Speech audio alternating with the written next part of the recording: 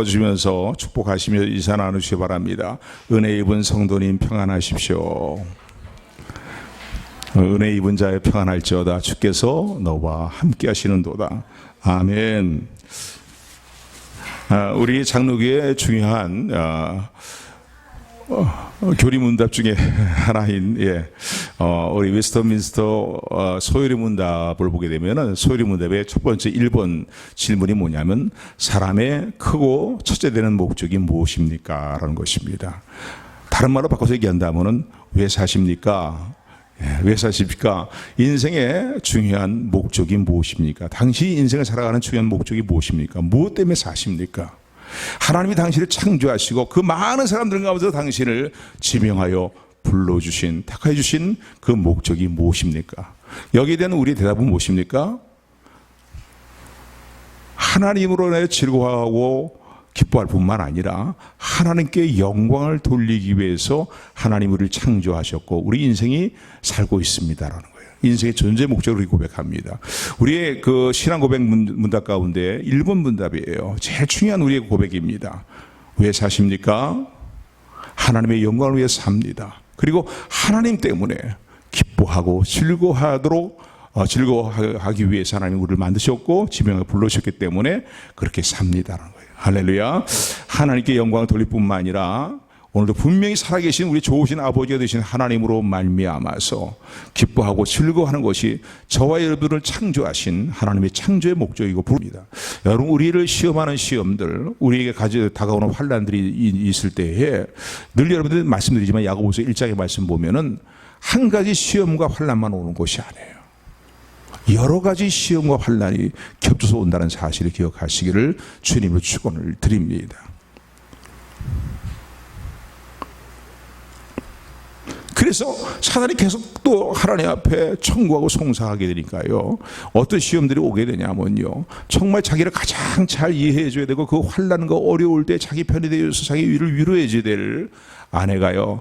아이고 참 이래도 하나님을 경외한다 그래. 당신 머리가 정말 멍청이 같고 바보 같고 말이지. 뭔가 제정신이 있는 사람입니까? 하나님을 그렇게 잘 경외하는 삶을 산다고 했는데 하루아침에 그냥 가정이 다 풍지박산이 되고 자녀들이 다 죽어버리고 말. 물질이 다 우리 재산이 다 날아가 버렸는데 그래도 하나님을 찬송한다 그러십니까? 에라야 이 인간아. 뭐 이런 표현을 썼는지 안 썼는지 모르겠지만요. 뭐 그런 느낌이죠. 하나님을 욕하고 죽어라. 그러고 아내가 나가버리는 거예요. 여러분, 우리 마음을 가장 아프게 우리 마음이 아플 때가 언제입니까? 나의 대적이 내 마음을 아프게 할 때는 뭐 어느 정도 거기도 어리고 힘들지만은요 마음에 큰 상처가 되지 않습니다. 그런데 나를 가장 잘 이해해 줘야 될 사람, 가장 나의 편이 되어 줄 사람이 나에게 상처를 줄 때에 또 나를 대적할 때 그 아픔이라는 것은 이루다 말할 수가 없는 것입니다. 왜 이런 환난이 또 겹쳐오는 거예요? 또 그런데 환난은 거기서 끝나지 않습니다. 욥의 온몸에 악창이 돋는 거예요. 그러니까 요즘으로 얘기하는 종기, 아주 그게 헌데이죠. 부스러운 말이죠. 종기가 돋아갖고 악창이 돋아갖고서는요 온몸이 다 피고름 덩어리가 되어버리고 말았습니다. 얼마나 가렵고 얼마나 고통스러운지 말이죠. 그 당시에 무슨 약을 쓸 죄를 쓸 수 있는 상황도 아니고 말이에요. 쇳더미에 앉아서요 깨진 기와장을 하나 들고서는 온몸을 그걸로 벅벅 긁을 수밖에 없는 말이에요. 계속되는 그 내용들을 보게 되면 밤에는 고일에 시달려서 잠을 못 자는 거예요. 한숨 잠을 자지 못하고 얼마나 고통스러운지. 그리고 또 깨어있으면 온몸이 말이죠 이 악창으로 내서요 가만히 있을 수가 없는 상황이에요. 그 피고름이 막 터져나오는 그거를 막 기와장으로 긁어대는 말이에요. 그런 고통이 그에게 찾아오게 됩니다. 그런데 더 기가 막힌 것은요 가장 절친한 친구, 자기를 자신을 가장 잘 이해해 줄 절친한 친구가 3명이 찾아옵니다. 그리고 한동안은 욥이 갑작스럽게 당한 그 고통의 모습을, 환난의 모습을 보면서 어이가 없어서요 말문을 열지 못하고 있다가 드디어 이제 욥을 위로하고 욥에게 문제 해결의 방법을 제시한다고 입을 열었는데 이 세 친구들이 한결같이 욥에게 행하는 말들은 무엇이냐면은 네가 뭔가 다른 사람보다 은밀한 죄악이 더 있기 때문에 남다른 이런 고난과 고통을 겪는다는 거예요. 그러니 회개하라는 거예요. 근데 욥은요 자기 생각으로 볼 때는 하나님 앞에 의인이라고 얘기할 수 있는 사람은 아무도 없어요. 자신도 하나님 보시기에 바르게 산다고 애를 썼지만은 하나님 앞에 나는 아무런 죄가 없습니다라고 말할 수 없는 것을 자신도 인정을 합니다. 그러나 다른 사람들과 비교해 볼 때 그래도 자기는 하나님 향한 올바른 믿음의 진실함과 신실함을 지키면서 하나님 앞에 바르게 살려고 노력을 했던 삶을, 그런 노력을 하는 그런 삶을 살았거든요. 그런데 욥의 세 친구들은 위로한답시고 하는 얘기가 뭐냐면요, 욥, 내가 이렇게 남다른 환난들을 다른 사람이 겪지 않는 이런 남다른 환난을 겪는 이유는 내가 남다른 은밀한 죄가 더 많이 있기 때문에 하나님이 너를 정죄하시는 거라고요. 징벌하시는 거예요. 인과응보의 법칙 근거에서 말이죠. 이렇게 욥을 정죄하기 시작합니다. 그러니까 저들의 위로하의 말들, 권면의 말들이 마치 막 상처에 빙추산을 들이다 갖다 붓는 것 같은 말이에요. 그런 고통을 주는 거예요. 마음에 어떻게 오는 거예요. 그러니까 욥은 변론을 합니다. 아니다, 친구들이요. 친구들이 얘기하는 것처럼 내가 남다른 죄악의 일들이 있고 다른 사람보다 더 죄를 많이 짓고 더 은밀한 죄악의 일들이 있기 때문에 하나님께서 내게 이런 징벌을 주시는 게 아니다. 난 도대체 나에게 왜 이런 환난이 찾아왔는지, 하루아침에 가정이 풍지박살나고 말이지, 이런 아픔이 찾아오는지 왔는지 나는 도저히 이해할 수가 없다. 근데 욥의 세 친구들은 번갈아 가면서 돌아가면서 계속 욥을 공격하는데 뭐냐면 위로하고 권면한다는 것이 결국은 욥을 정죄하고 욥을 송사하는 자리죠. 그러니까 욥은 그 말들을 숭할 수 없는 거죠. 친구들은 사랑으로 권면한다고 하는데 욥의 정확한 상황을 알지 못하고 내가 남다른 죄가 있기 때문에 이런 남다른 고난을 겪는다는 거예요.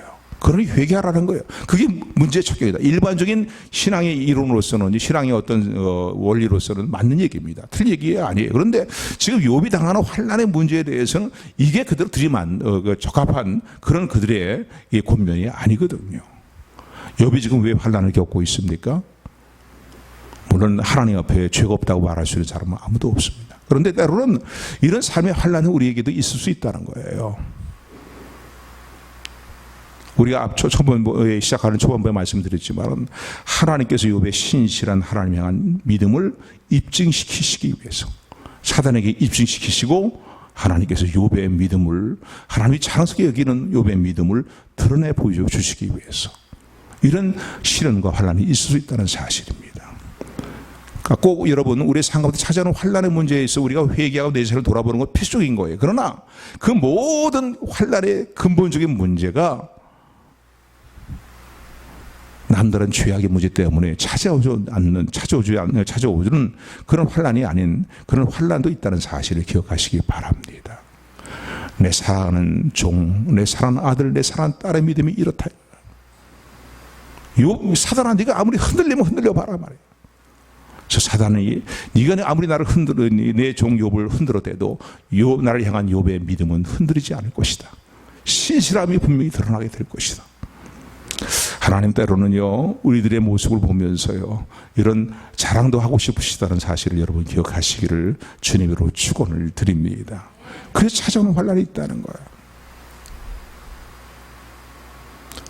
그러니까 욥은요, 친구들이 계속 정죄성 있는 어떤 정죄성의 권면을 하니까요, 아니다 친구들아, 난 너 그렇게 남다른 죄가 더 많기 때문에 내가 이런 환난이 오는 것이 아니다. 나도 도대체 이 환난이, 이 시련이 내 상가도 왜 찾아오고 있는지 말이지. 평안했던 내 가정이 하루아침에 풍지박산이 나는 이런 시련이 왜 찾아오는지 나는 도저히 이해할 수가 없다. 나중에는 하도 친구들이 병갈아가면서요, 욥을 몇 번씩이나 정죄를 하고 권면한답시고 그렇게 하니까요, 나중에는요, 욥이 너무나 답답하고 분통이 막 터지는 거예요. 그들의 위로가 오히려 분통이 터지는 격분하는 말이에요. 그런 상황이 되는 길로 욥을 몰아넣습니다.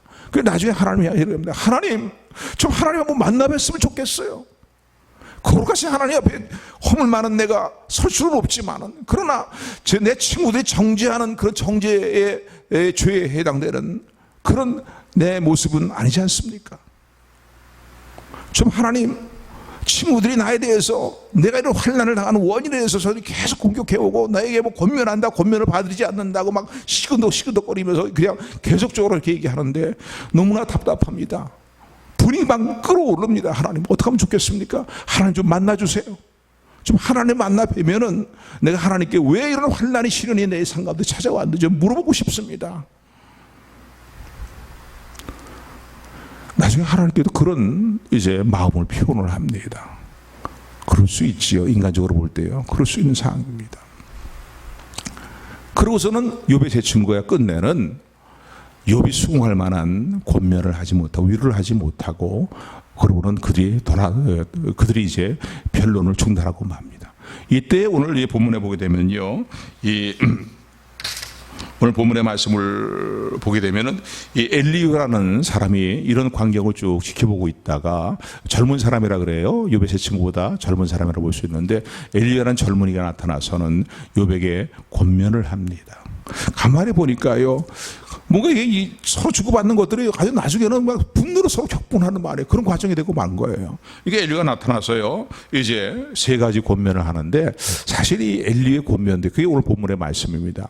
엘리의 권면도 사실은 욥이 처해 있는 그 상황을 정확히 이해하고 하는 권면은 아니에요. 왜냐하면은 욥이 당하는 환난을 징계로서 표현하고 있기 때문에 오늘 본문의 말씀 보면은 17절의 말씀, 16절에 17절, 18절의 말씀 보면은 특별히 18절의 말씀 보면은 징계로서 징벌로서 표현하고 있기 때문입니다. 사실 하나님이 욥을 징벌하시기 위해서 주시는 환난과 시련은 아니거든요. 이 문제에 대해서는요. 욥의 신실한 믿음을 입증해 보시기 위한 그런 하나의 시험이고 시련이고 더 나아가서는 그런 또 과정을 통해서 욥을 더 정금 같은 믿음의 사람으로 연단시키고 세우시기 위한 더 깊은 영적인 깊은 부분들까지도 회개시키심으로 말미암아서 더 정금 같은 믿음의 사람으로 세우시기 위한 하나님의 깊으신 사랑의 섭리가 있는 것이거든요. 어쨌든 간에 엘리야가 이제 권면을 시작합니다. 권면을 시작하는데 욥이 처해 있는 상황에 대해서 정확하게 상황을 이해하고 하는 권면은 아니지만은 욥이 당하는 고통과 고난에 대해서 이제 하는 이 권면의 말씀들은 일반적으로 우리 모든 성도들이 환난과 시련과 고통 가운데서 가져야 될, 우리가 갖춰야 될, 가져야 될 우리의 삶의 자세, 신앙의 자세를 권면하는 교훈으로 받아들이게 될 때에 우리 매우 유익이 되라고 생각이 됩니다. 첫 번째, 이 엘리야는 욥에게 이렇게 권면을 합니다. 내가 분노가 격분함으로 말미암아서 하나님의 징벌을 대적하지 말라라고 얘기합니다. 물론 징벌이라는 것은 이 단어는 욥에게 지금 환난에 처해 있는 상황에 적합한 문제는 아니에요, 그죠? 적합한 표현은 아니지만은 이것을 조금 더 우리에게 일반적인 원리에 적용해서 신앙의 원리에 적용해서 우리 적용해 본다면은 화가 격하게 막 일어나는 분통이 터지는 그런 일로 말미암아서 하나님을 대적하지 말라는 거예요. 악으로 치우치지 말라는 거예요. 오늘 본문의 말씀 보시기 바랍니다. 오늘 본문 18절 말씀 먼저 읽습니다. 18절 같이 합독합니다. 시작. 너는 분격함을 인하여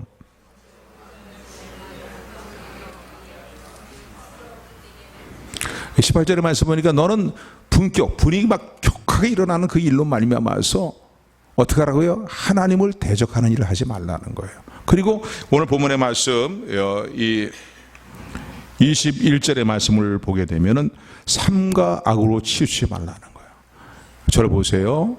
우리가요, 이해할 수 없는 문제들 또 뭔가 부조리하게 내게 찾아온 것 같은 말이죠. 내가 당면하고 오는 것 같은 그런 어떤 인생의 문제들과 이런 일을 나갈 때 분노가 막 끌어오르잖아요.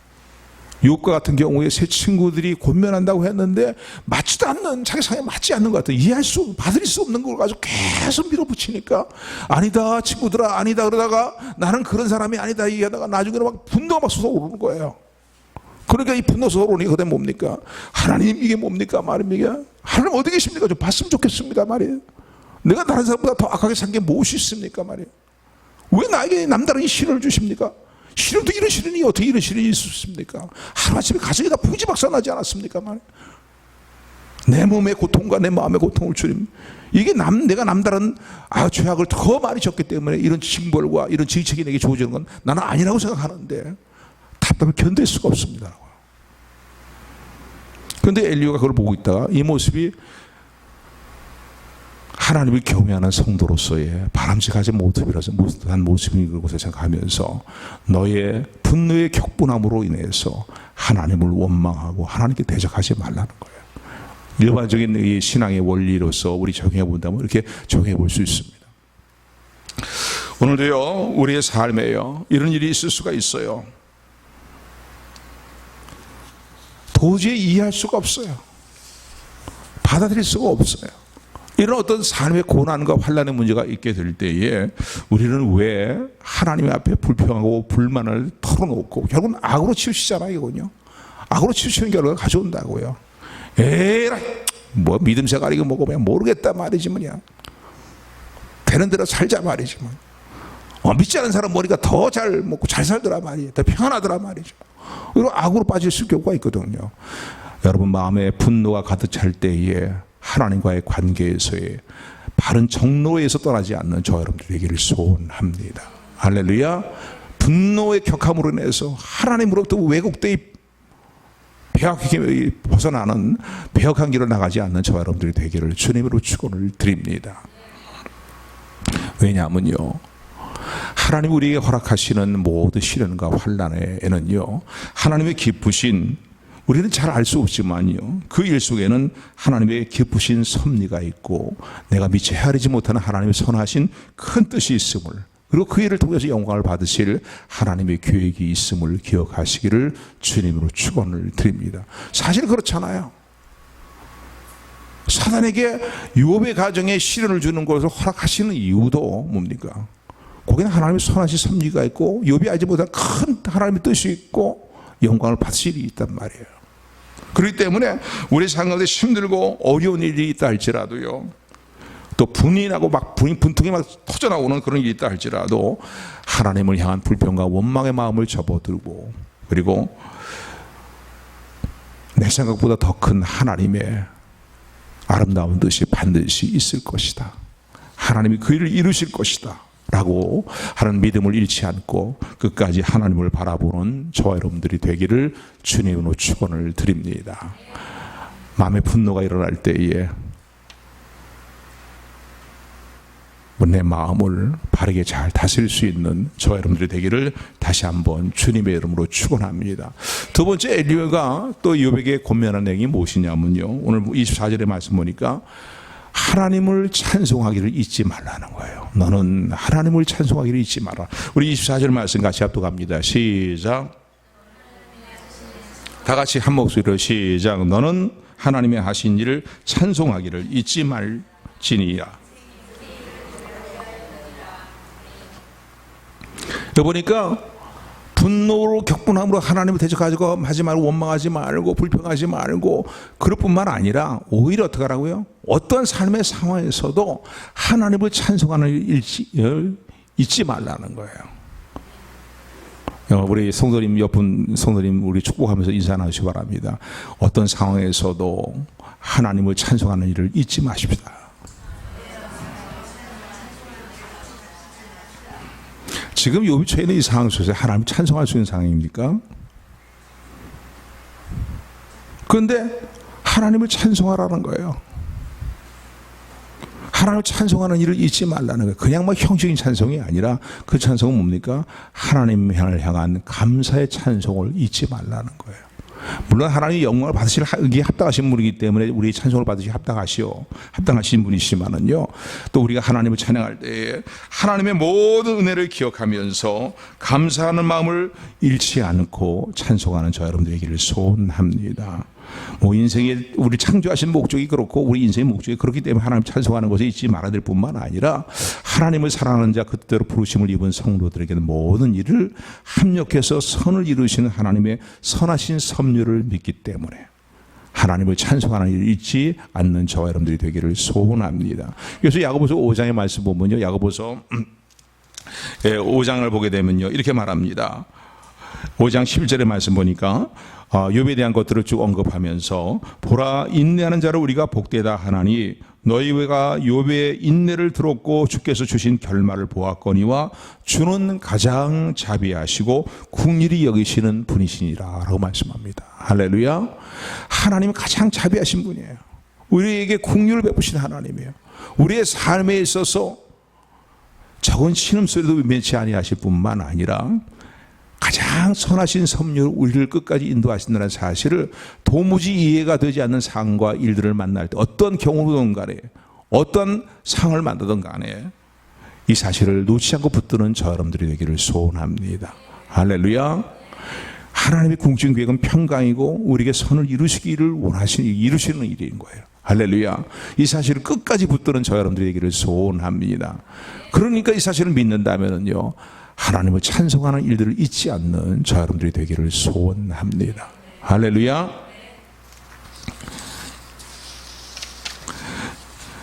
여러분, 이 사도행전 16장의 말씀을 보게 되면은요, 사도 바울과 실라가요, 전도 여행을 떠났다가요, 빌립보 지역에서 복음을 증거하다가 귀신 들린 여종을 치료합니다.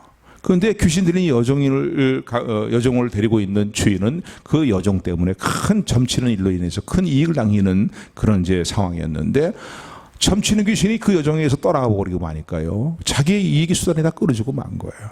그래갖고 화가 나갖고서는 바울과 실라를요 무고하게 고소해갖고서는요 이제 관원들에게 넘기게 됩니다. 그래서 무고하게 매를 많이 맞고 깊은 옥중에 갇혀 있는 갇히게 되었는데, 옥문은 굳게 잠기고 또 착고의 체인 가운데 날이 밝으면 어떤 엄청난 일이 일어날는지 알 수 없는 두렵고 떨리는 그날 저녁에 바울과 실라가 행했던 일들이 사도행전 16장에 기록이 되어 있습니다. 보십니까?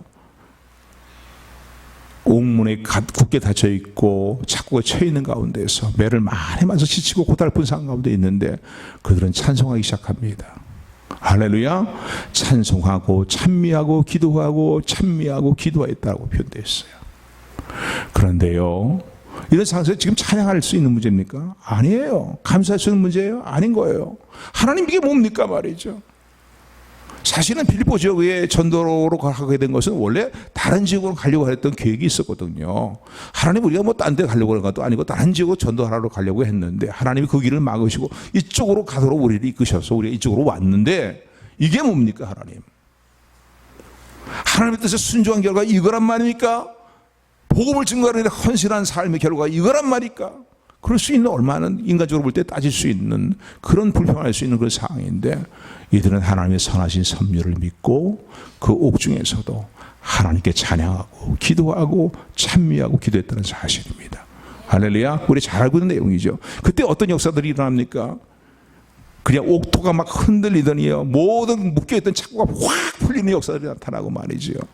굳게 닫혀있는 같이 잠겨있는 분들이 확 열리는 역사들이 나타나면서요, 오히려 옥중에서 옥중 간수에게 전도하고 옥중 간수의 가족을 다 주님께로 인도하고 그 다음 날은 큰 소리 치면서 나올 수 있는 말이에요.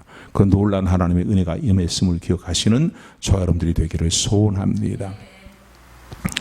예수님께서요 십자가를 지시기 위해서 저희들과 함께 성만찬식을 함께 시행을 하셨습니다.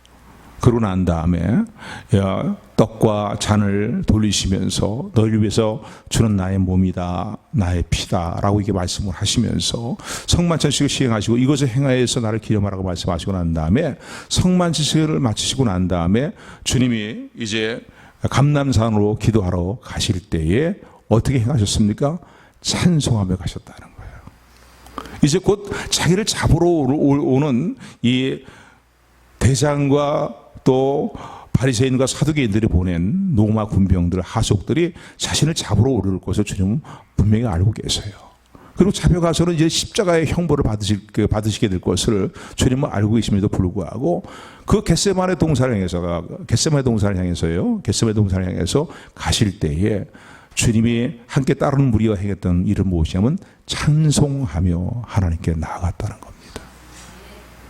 지금 죽으시러 가는데 십자가의 고난을 받으시러 가는 거예요.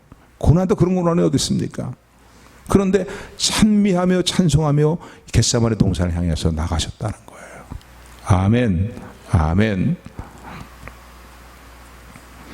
우리 향하신 하나님의 계획은, 또 하나님이 우리를 창조하시고 부르신 목적은 우리의 찬양을 받으시기를 원하시는 겁니다. 하나님의 선하심을 끝까지 믿고 신뢰하고 알기 때문에 어떤 상황에서든 어떤 형편이든 간에 감사하며 찬양하는 일들을 하나님 귀하게 여기시고 받으신다는 사실을 기억하시는 저와 여러분들이 되기를 주님의 이름으로 축원을 드립니다. 미국 시카고 지역에서 아주 행복한 가정을 이루고 살고 있던 한 사람이 있었습니다.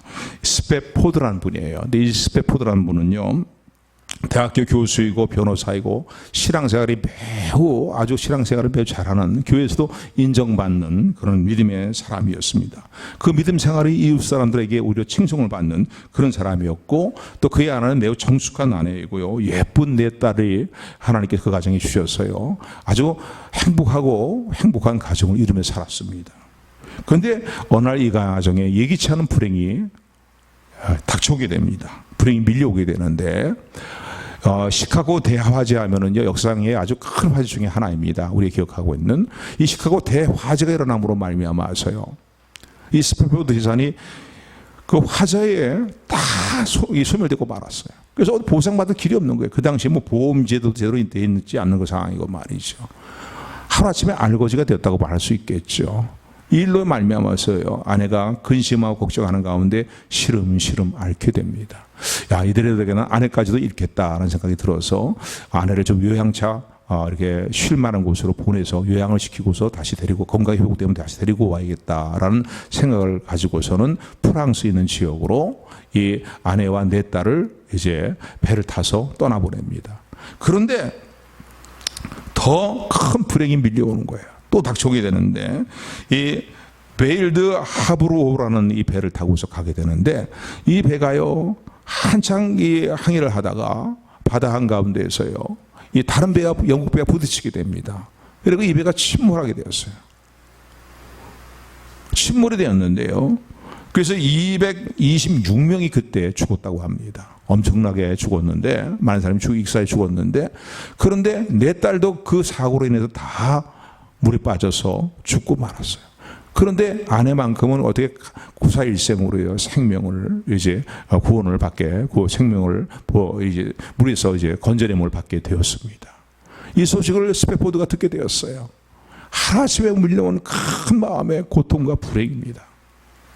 그러나 아내가 프랑스 지역에서 지금 요양차에 있다는 얘기를 듣고서는 빨리 아내를 다시 미국으로 데리고 와야 되겠다라고서 아내를 데리러 가서 이제 미국으로 다시 배를 타고 건너오게 됩니다.